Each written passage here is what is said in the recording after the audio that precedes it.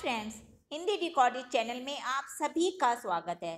दोस्तों, किसी भी परीक्षा की तैयारी करते समय लगातार पढ़ाई करने से हमें कई बार बोरियत या फिर थकावट महसूस होने लगती है और इसी बात को ध्यान में रखते हुए मेरी हमेशा यही कोशिश रहती है कि हिंदी भाषा के महत्वपूर्ण विषयों की छोटी छोटी वीडियो अपने इस चैनल के माध्यम से आप तक पहुंचा सकूं, क्योंकि इन्हें आप कभी भी कहीं भी, चाहे आप खाना खा रहे हैं, चाहे आप चाय ही पी रहे हैं या आप आराम करने के मूड में हैं, आप इन्हें 5 से 7 10 मिनट तक की वीडियो होती हैं, इन्हें ध्यान से सुन सकते हैं और 2 से 3 बार सुनने मात्र से आपका इस विषय में एक टॉपिक तैयार हो जाता है।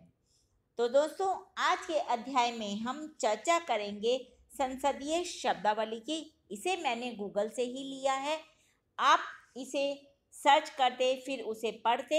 इसके लिए मैंने आपको आसानी से समझ आ जाए इसे छोटी छोटी वीडियो में बनाया है, जिसे इसकी हम 3 वीडियो मैंने बनाई है।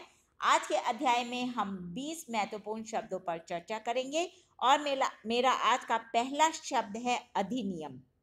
दोस्तों, अधिनियम होता है संसद की दोनों सभाओं द्वारा पारित विधेयक जिसे राष्ट्रपति अपनी अनुमति दे देते हैं।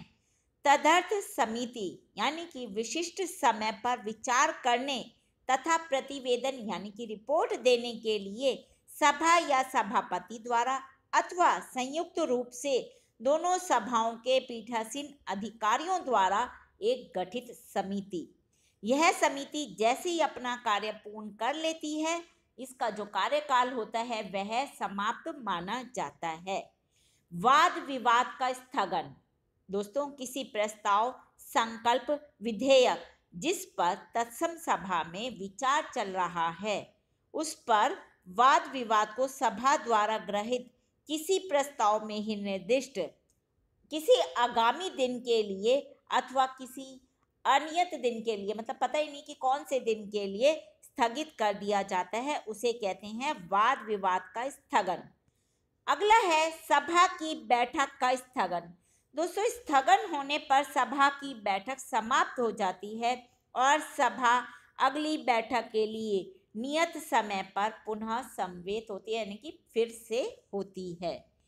अनियत दिन के लिए स्थगन यानी कि अगली बैठक के लिए कोई निश्चित तिथि नियत किए बिना ही सभा की किसी बैठक की समाप्ति होना, वह कहलाता है अनियत दिन के लिए स्थगन।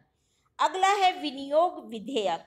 दोस्तों, सरकार द्वारा संचित निधि से रकम निकासी को मंजूरी दिलाने के लिए संसद में प्रस्तुत विधेयक विनियोग विधेयक कहलाता है। जो भारत सरकार की संपूर्ण आय होती है वो हमेशा संचित निधि में ही जमा होती है और जो भारत सरकार द्वारा संपूर्ण खर्च या व्यय किया जाता है वह भी इसी निधि से किया जाता है। और लेकिन यह जो धन है, इसमें जो जमा धन होता है उसे संसद की अनुमति के बिना बाहर नहीं निकाला जाता। यह वार्षिक रूप से या फिर वर्ष में कई बार पारित किए जाने वाला धन विधेयक होता है। बैलेट होता है लॉटरी के जरिए एक से अधिक सूचनाओं की परस्पर अग्रता, यानी कि यह निर्धारित करना कि कौन सी सूचना अधिक जरूरी है, उसे लॉटरी द्वारा निकाला जाता है और उसे ही बैलेट कहा जाता है। विधेयक यह उचित रूप में रखे गए विधायी प्रस्ताव का प्रारूप है जो संसद की दोनों सभाओं द्वारा पारित किए जाने और फिर उसके बाद राष्ट्रपति द्वारा अनुमति दिए जाने पर एक अधिनियम बन जाता है। बजट यानी कि किसी वित्तीय वर्ष के लिए भारत सरकार की प्राकलित आय और व्यय का वार्षिक वित्तीय विवरण बजट में होता है। राज्यसभा के सभा पटल पर बजट 2 भागों में प्रस्तुत किया जाता है। पहला होता है रेल बजट और दूसरा है सामान्य बजट।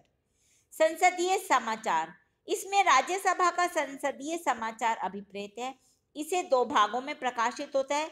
इसका जो पहला भाग होता है उसमें सभा की प्रत्येक बैठक की कार्यवाही का संक्षिप्त विवरण होता है और दूसरे भाग में सभा या समितियों के कार्य से संबंधित किसी मामले या किसी अन्य मामले जो कि सभापति के विचार से इसमें सम्मिलित किए जाते हैं, उनके संबंध में संपूर्ण जानकारी होती है। अगला है दोस्तों बैठकों की सारणी। बैठकों की अस्थायी सारणी राज्यसभा की बैठकों के दिवसों और उन दिवसों पर सभा द्वारा संपन्न किए जाने वाले कार्य के स्वरूप को दर्शाती है।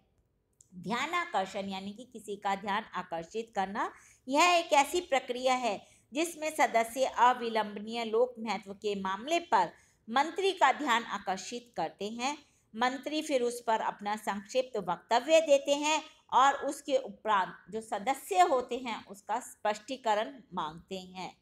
निर्णायक मत, किसी मामले में मतों की संख्या समान होती है। जब किसी मामले में जब मत एक जैसे होते हैं तब सभा से सभापति या उस हैसियत से कार्य कर रहे सदस्य समिति में अध्यक्ष या उस हैसियत से कार्य कर रहे सदस्य द्वारा दिया गया जो मत होता है वही निर्णायक मत होता है। क्रॉसिंग द फ्लोर, दोस्तों इसमें सभा में बोल रहे सदस्य और सभापति के बीच से गुजरना गलत माना जाता है क्योंकि यह संसदीय शिष्टाचार का उल्लंघन माना जाता है। अनुदान मांग, मंत्रालय विभाग के योजना और गैर योजना व्यय को पूरा करने के लिए बजट का जो आवंटन है उसे निर्धारित किया जाना। मत विभाजन, यह सभा के समक्ष प्रस्तावित उपाय या प्रश्न पर उसके पक्ष या विपक्ष में मतों को अभिलिखित करके किसी निर्णय पर पहुंचने का तरीका होता है। लॉटरी निकालना, दोस्तों इस पद्धति का उपयोग गैर सरकारी सदस्यों के विधेयकों और संकल्पों या फिर एक ही दिन लिए जाने के लिए एक से अधिक सदस्य द्वारा साथ दी गई प्रश्नों की सूचनाओं या आधे घंटे की चर्चा या किसी अन्य सूचना की सापेक्षित पूर्ववर्तीता का निर्धारण करने के लिए किया जाता है। जब यानी कि संसद में एक साथ बहुत सारे मामले आ जाते हैं उसमें यह निर्धारित करना कि कौन सा प्रमुख है उसे निर्धारित करने के लिए लॉटरी निकाली जाती है। कार्यवाही में से निकाला जाना, मानहानि कारक या अशिष्ट या असंसदीय या फिर गरिमा रहित शब्दों, वाक्यांशों या अभिव्यक्तियों को सभापति के आदेश से राज्यसभा की कार्यवाही या अभिलेख से निकाल दिया जाता है। वित्त विधेयक, दोस्तों यह विधेयक अगले वित्त वर्ष के लिए भारत सरकार के वित्तीय प्रस्तावों को लागू करने के लिए सामान्यतः प्रति वर्ष पुनः स्थापित किया जाता है। इसमें किसी अवधि के लिए अनुपूरक वित्तीय प्रस्तावों को लागू करने वाला विधेयक भी शामिल किया जाता है। वित्तीय कार्य, सभा के वित्तीय कार्य में रेल और सामान्य बजटों तथा अनुपूरक अनुदान मांगों के विवरणों को उनके लोकसभा में प्रस्तुत किए जाने के बाद सभा पटल पर रखा जाता है।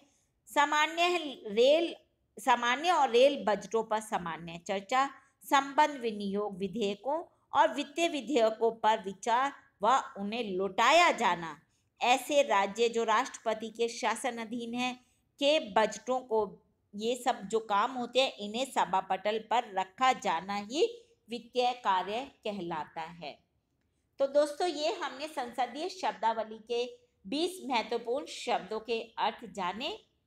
इसके आगे के शब्द जो 20 महत्वपूर्ण शब्द हैं उन पर हम अपने अगले अध्याय में चर्चा करेंगे। लेकिन दोस्तों उन्हें सुनने के लिए आपको मेरे इस चैनल को लाइक और सब्सक्राइब करना होगा। धन्यवाद दोस्तों, आपका दिन शुभ हो।